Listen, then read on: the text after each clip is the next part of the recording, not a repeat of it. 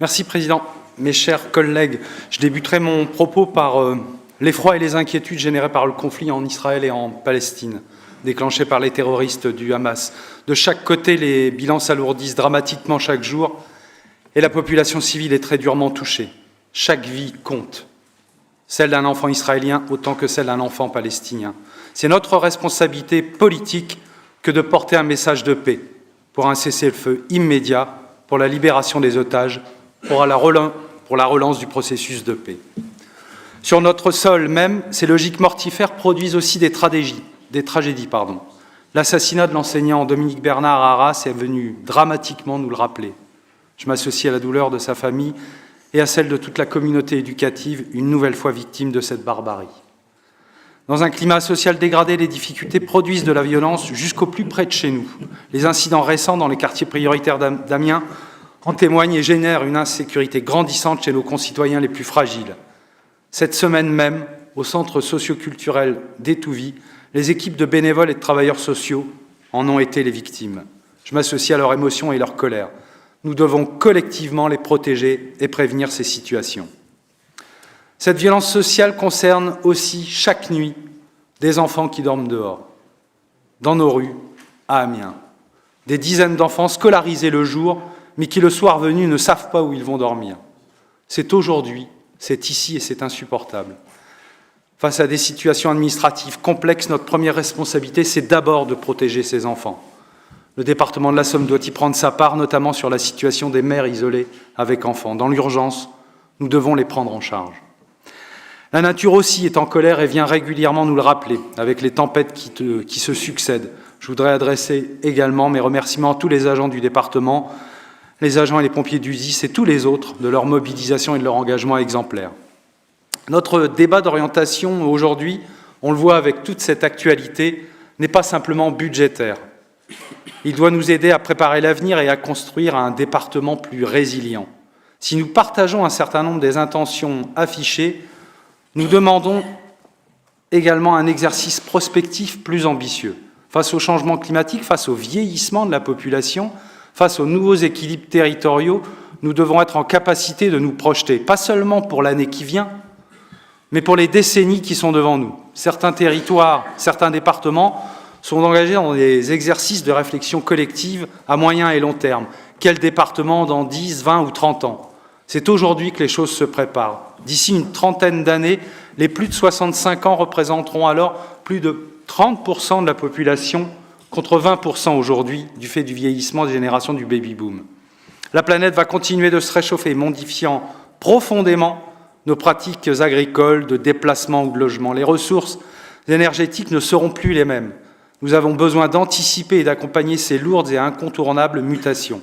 Pour tout cela, je vous propose de constituer un groupe de travail pour imaginer la Somme en 2050, en sollicitant des experts, en construisant des modèles sur différents scénarios, en associant les acteurs de nos territoires. Nous devons avoir la capacité de mieux comprendre, de faire des choix plutôt que de subir. En attendant, nous poursuivons notre travail constructif et vigilant sur les politiques départementales. Si nous partageons un certain nombre des efforts budgétaires conséquents, amorcés ou annoncés, notamment sur les moyens dédiés à l'enfance, à l'insertion, sur les moyens dédiés aux politiques territoriales, sur les efforts en matière culturelle, nous souhaitons également organiser et établir d'autres priorités. C'est le sens d'un certain nombre de vœux ou de motions qui veulent et doivent impacter nos orientations budgétaires. En premier lieu, avec nos personnels, avec nos agents. En première ligne, face à de nombreuses difficultés conjoncturelles, l'exemple des personnels de l'ASE en tension permanente en témoigne de façon aiguë. Ils doivent aussi faire face à l'inflation et à la dégradation de leur pouvoir d'achat. Nous devons partager avec eux les marges de manœuvre financières. Si j'ai bien conscience que ces marges vont se rétrécir à court terme, elles existent aujourd'hui. Nous ne recourrons pas à nouveau cette année à l'emprunt.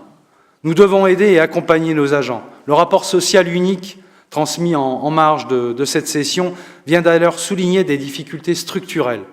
Un nombre de contractuels en forte augmentation, proportion d'agents en maladie toujours très élevée, les difficultés ne manquent pas. Nous devons également aller plus vite et plus fort en matière de transition écologique. Nous souhaitons aussi un rééquilibrage territorial dans les interventions du département. Certains territoires ne bénéficient pas de la même attention et du même soutien que d'autres. C'est aussi le cas avec les quartiers prioritaires. Les indicateurs sont toujours très inquiétants. Nous devons participer aux différents contrats de ville en cours d'élaboration. La diminution mécanique du nombre de bénéficiaires du RSA ne doit pas nous masquer des difficultés économiques qui demeurent ou qui se font à nouveau jour. Les mauvaises nouvelles chez Valeo, chez Metex, chez Air Liquide sont là pour nous le rappeler. Notre proposition sur la sécurité sociale de l'alimentation doit permettre de construire un véritable filet de sécurité pour l'accès de tous à une alimentation de qualité avec des produits locaux et bio. La loi France Travail, qui va conditionner le versement du RSA à des activités obligatoires, dans un premier temps sur les publics en expérimentation et bientôt pour l'ensemble des bénéficiaires, va accroître les difficultés d'un certain nombre de nos concitoyens et va s'avérer très difficile à mettre en œuvre. Ce n'est pas moi qui le dis, c'est le président Oussoulier. Je partage son énervement, mais pas son double langage, qui continue de soutenir ses amis politiques du gouvernement lorsque l'essentiel est en jeu. L'échec récent du bus pour l'emploi du département démontre les difficultés de cette mise en œuvre. Cela me permet d'avoir une pensée pour les 2 chauffeurs de bus de ce dispositif qui se retrouvent quelque peu sans activité avec l'arrêt de ce dispositif.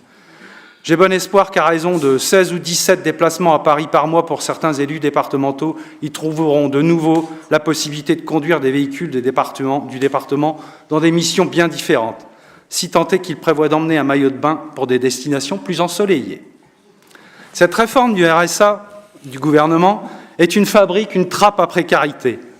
L'argument du gouvernement selon lequel la sanction serait un outil incitatif pour le retour à l'emploi des bénéficiaires du RSA ne repose sur aucune donnée objective. C'est même une vision purement idéologique. Au contraire, les dernières études de l'administration française, c'est pareil, c'est la même situation en Grande-Bretagne par exemple, démontrent que la sanction conduit à la sortie du droit pour de nombreuses personnes. L'efficacité de la sanction appliquée aux bénéficiaires est une illusion et au-delà, une véritable fabrique à précarité, une spirale vers l'exclusion.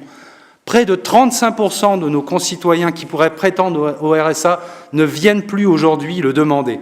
Cette proportion risque de s'accroître et certains vont continuer de disparaître de nos dispositifs et de nos indicateurs, contribuant ainsi à éloigner les institutions de nos habitants.